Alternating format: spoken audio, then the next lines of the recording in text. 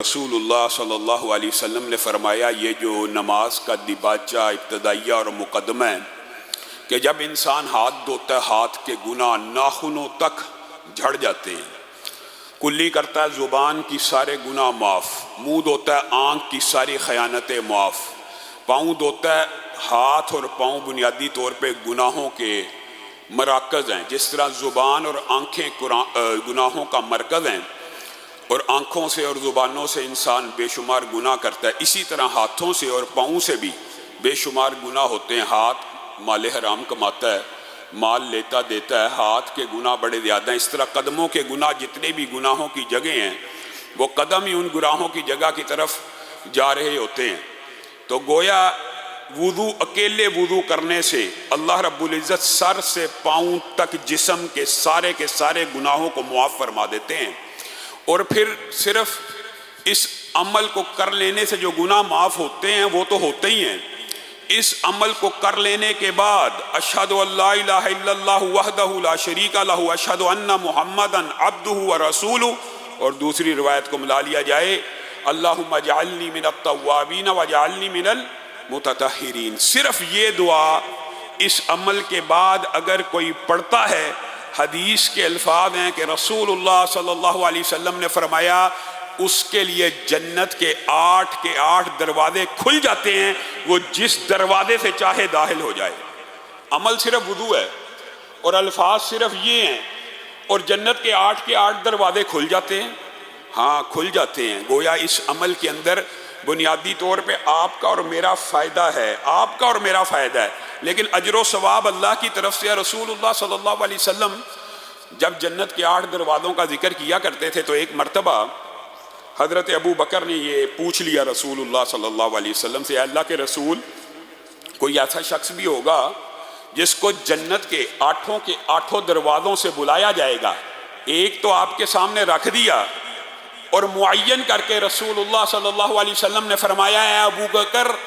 مجھے امید ہے اللہ کے ہاں کہ آپ انہی لوگوں میں سے ہوں گے جن کو جنت کے 8 دروازوں سے پکارا جائے گا۔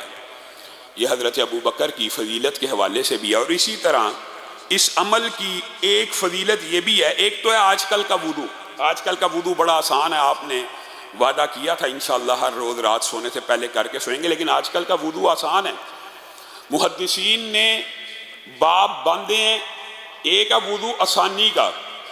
حل تدری فیما یختصم الملأ الاعلی۔ ایک رات رسول اللہ صلی اللہ علیہ وسلم نے خواب میں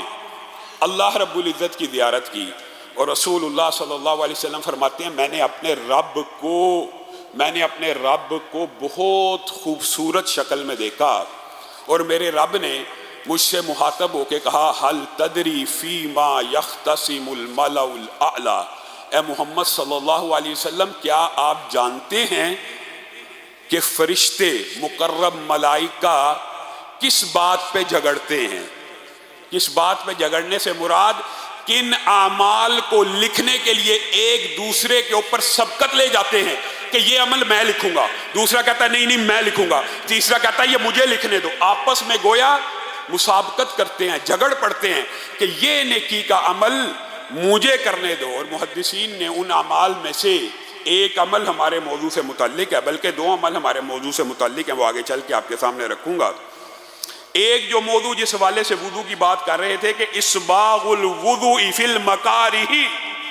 یہ وہ ہے، آج کل کا وضو آسان ہے اور بعض اوقات وضو مشکل ہوتا ہے۔ وہ کون سا وضو مشکل ہوتا ہے؟ سردی کے موسم کا، ٹھنڈ کا، بہت زیادہ سردی ہو تو انسان کو وضو کرنا مشکل لگتا ہے، یا انسان بہت تھکا ہوا ہو تو انسان نے ایک معمول بنایا کہ میں ہر روز رات کو وضو کر کے سوؤں گا، لیکن ایک دن تھکاوٹ ہے، سفر ہے، وضو کرنے کا دل ہی نہیں کر رہا، تو اسباغ الوضوء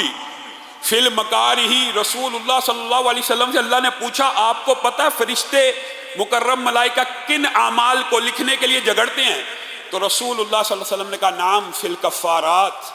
ایسے اعمال کو جو گناہوں کا کفارہ بن جاتے ہیں، کفارات کو لکھنے کے لیے، ان میں سے ایک عمل یہ ہے کہ اس وقت وضو کیا جائے جب وضو کرنے کا دل نہ کرے۔ جب آپ یہ بات سوچ لیں کہ میرا وضو کرنے کا آج دل نہیں کر رہا، آپ نے اپنے نفس کو کنٹرول کرتے ہوئے اٹھنا ہے، کھڑے ہونا ہے، تو پھر آپ کا وہ وضو ایسا عمل ہے کہ رسول اللہ نے آپ کو بشارت دے دی، آپ نے یقینی لازمی بدیہی طور پہ کھڑے ہو جانا ہے اور وضو کرنا ہے، جس وقت دل نہیں کر رہا اس وقت کرنا ہے۔ تو آپ کا یہ عمل ان کفارات میں شامل ہو جائے گا کہ جس کو لکھنے کے لیے فرشتے آپس میں جھگڑتے ہیں۔